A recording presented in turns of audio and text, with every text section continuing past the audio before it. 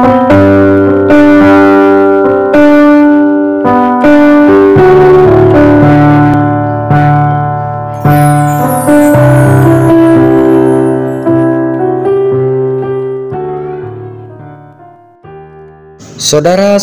yang dikasihi Tuhan, adapun yang menjadi nas renungan kita hari ini diambil dari Lukas 19 ayat 28 sampai 38. Demikianlah firman Tuhan. Yesus dielu-elukan di Yerusalem. Dan setelah mengatakan semuanya itu, Yesus mendahului mereka dan meneruskan perjalanannya ke Yerusalem. Ketika ia telah dekat Betfage dan Betania yang terletak di gunung yang bernama Bukit Zaitun, Yesus menyuruh 2 orang muridnya dengan pesan, "Pergilah ke kampung yang di depanmu itu. Pada waktu kamu masuk di situ, kamu akan mendapati seekor keledai muda tertambat yang belum pernah ditunggangi orang. Lepaskanlah keledai itu dan bawalah kemari. Dan jika ada orang bertanya kepadamu, 'Mengapa kamu melepaskannya?' jawablah begini, 'Tuhan memerlukannya.' Lalu pergilah mereka yang disuruh itu, dan mereka mendapati segala sesuatu seperti yang telah dikatakan Yesus.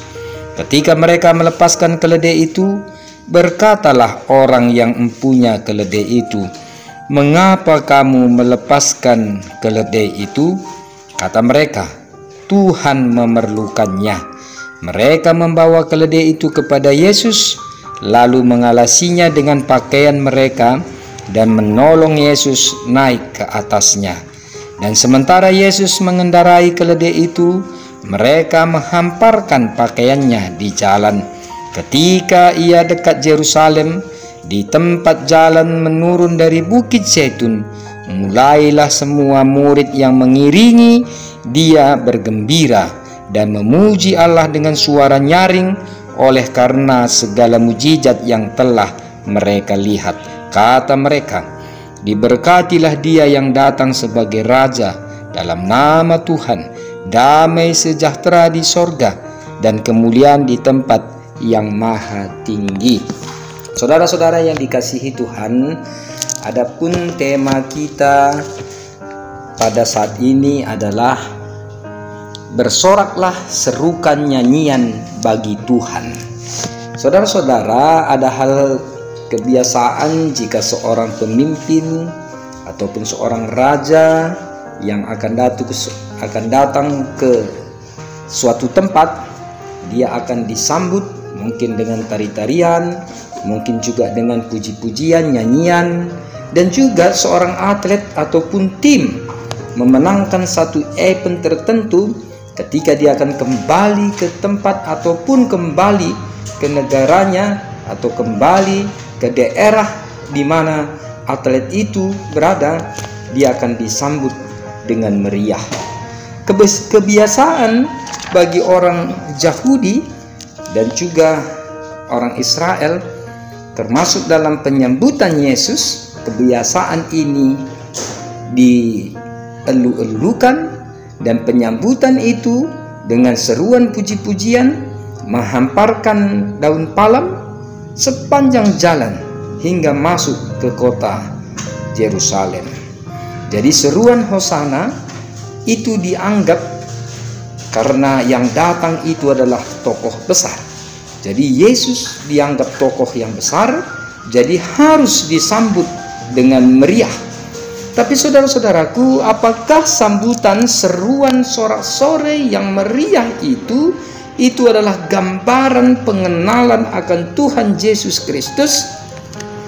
Ya, tentu mari saudara-saudari, melalui Minggu Palmarum ini kita akan lebih menghayati arti penderitaan Tuhan Yesus datang ke dunia ini, dan lebih memuliakan Tuhan Yesus karena pengenalan kita yang benar terhadap Yesus. Nats kita Lukas 19 ayat 28 sampai 38 ini merupakan penggenapan nubuat di mana dalam kitab Zakaria 9 ayat 9 sebagaimana invokasio kita menunjukkan bahwa Kristus itu adalah raja yang harus disambut dengan meriah, yang harus disambut dengan elu-elukan, tentu juga dengan menaiki, yaitu keledai.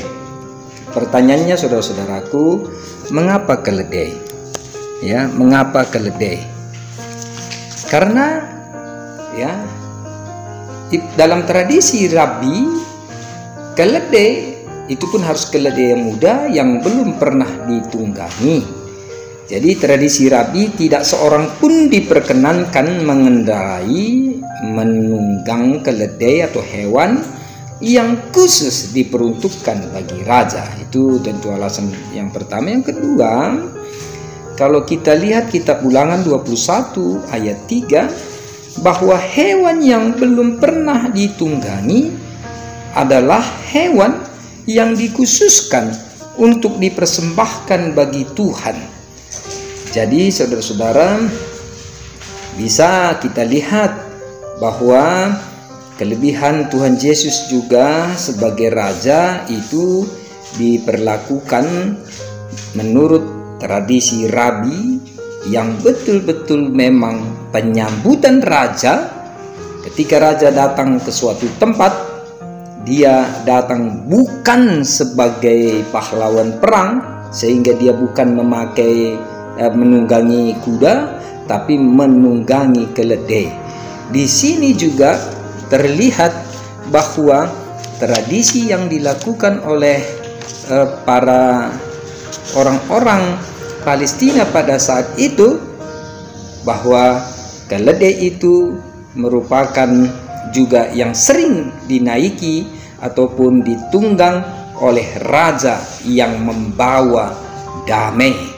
Jadi keledai di Palestina bukanlah binatang yang rendah, ya, tapi waktu itu keledai di Perjanjian Lama juga itu memang sebuah simbol perdamaian, simbol yang betul-betul memang sangat berguna, multifungsi yang digunakan oleh orang-orang Palestina pada saat itu.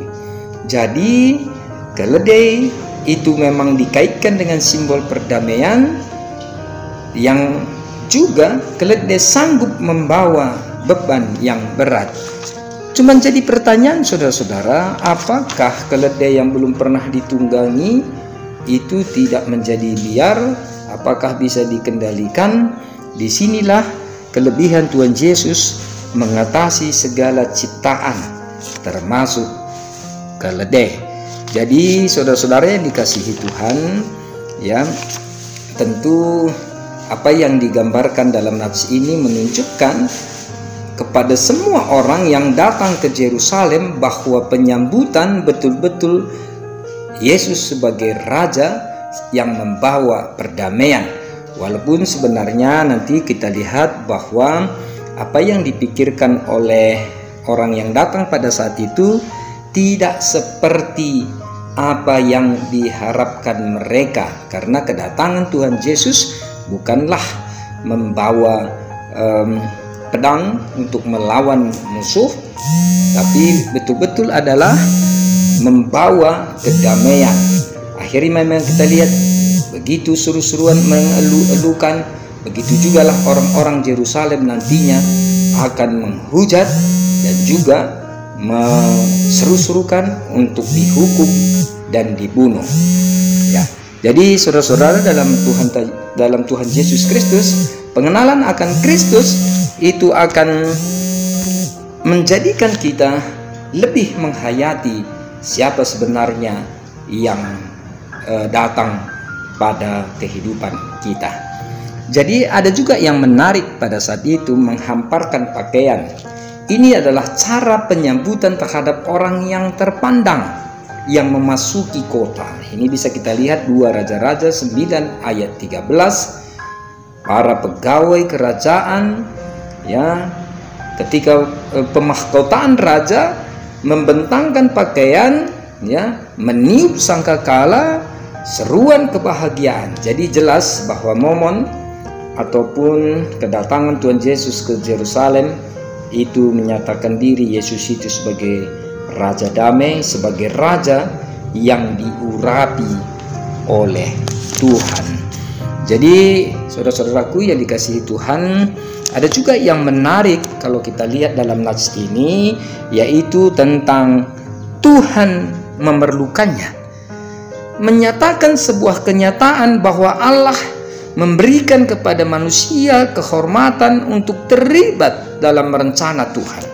Ya, artinya ketika Tuhan memerlukannya, ini menyatakan sebuah kenyataan bahwa Allah memberikan kepada manusia kehormatan untuk terlibat dalam rencana Tuhan, terlibat dalam proyek Tuhan, terlibat dalam karya Tuhan.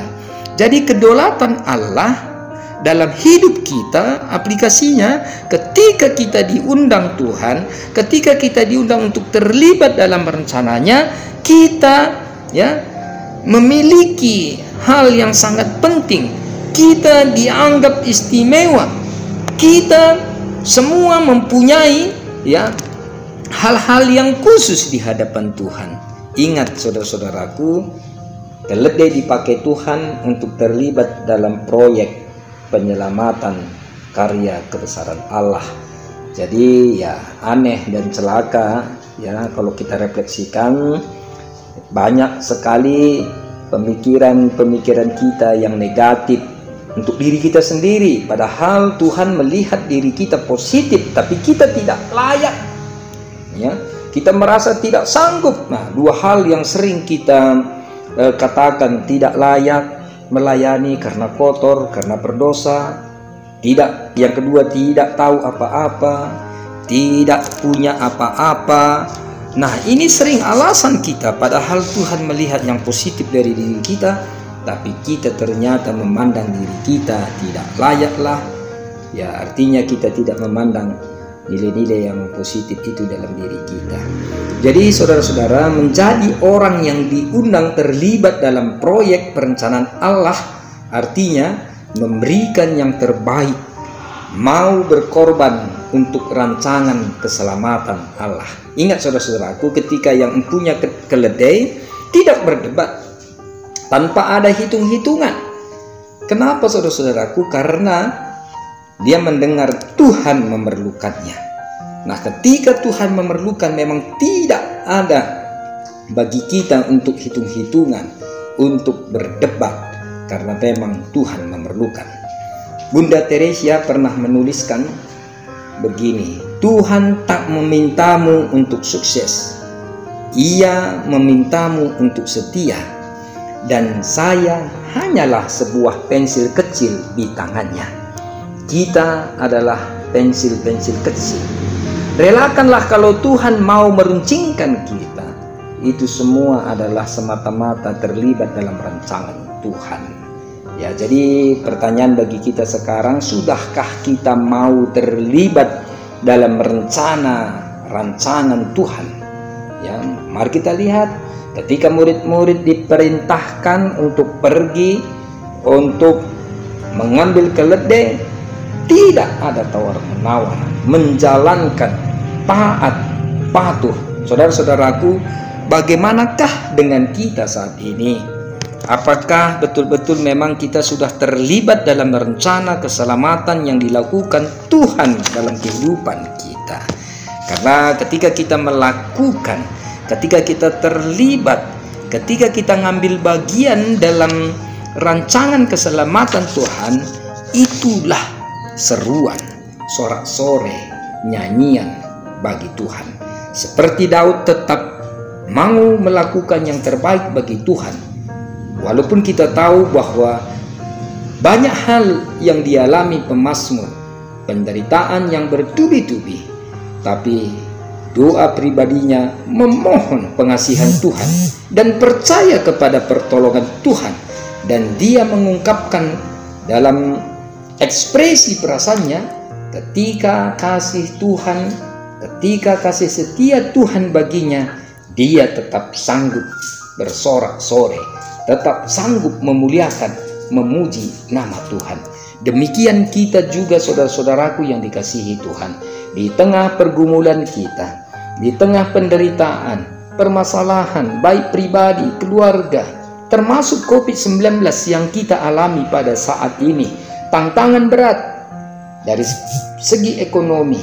Tentu saudara-saudara, apakah kita yakin bahwa di semua pergumulan kita ternyata Tuhan sudah berjanji akan menolong kita?